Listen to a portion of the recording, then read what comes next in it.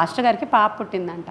పాప పుడితే ఆ పాపకి ముందే వీళ్ళు ఎన్నో ఊహలతో పిల్ల పుడితే ఇలా చేయాలి, అలా చేయాలి, ఇలా చేయాలి, అలా చేయాలి అనుకున్నారు పాస్టర్ గారు. కానీ బిడ్డ పుట్టిన తర్వాత చూస్తే ఆ పాప బ్లైండ్, కళ్ళు లేవు ఆ పాపకి, బ్లైండ్ పాప పుట్టింది.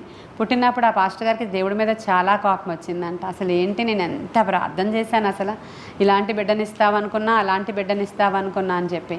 అయితే ఆ తర్వాత ప్రభువు ఆ రాత్రి ఆయన దర్శించి, నువ్వు ఎప్పుడు ఎలా ఉన్నావో, ఎప్పుడు ఎలా స్తుతిస్తావో నన్ను అలాగే స్తుతించు అన్నాడంట. ఆయనకి రావట్లేదు, ఎలా స్తుతిస్తాడు ఆయన, ఎలా స్తుతిస్తాడు ఆయనకి. నేను ఇలాంటి బ్లైండ్ బిడ్డని ఇచ్చినందుకు వందనాలని నేను చెప్పలేను యేసయ్యా, నేను నా వల్ల కాదు అని కోపగించి కూర్చున్నాడంట ఆయన. అయితే దేవుడు కూడా ఆ రాత్రి చిన్న గైడెన్స్ ఇచ్చారు, కానీ ఈయన లోబడలేదు.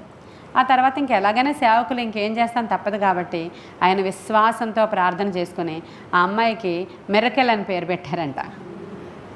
ఆశ్చర్యం అనే పేరు పెట్టారు, మిరకెల్ అని పేరు పెట్టారంట. పేరు పెట్టిన తర్వాత రోజు మిరకెల్ అని పిలుస్తున్నారు ఆ అమ్మాయిని. మిరకెల్ ఏం చేస్తున్నావు, మిరకెల్ ఏం చేస్తున్నావు, నిన్ను బట్టి దేవుడిని స్తుతిస్తున్నాను, ఆరాధిస్తున్నాను అని చెప్పినప్పటికీ ఆ అమ్మాయికి 1 year అయ్యేటప్పటికి కళ్ళు వచ్చేసినాయి అండి. హల్లెలూయా, మిరకెల్ చేశాడు దేవుడు. హల్లెలూయా.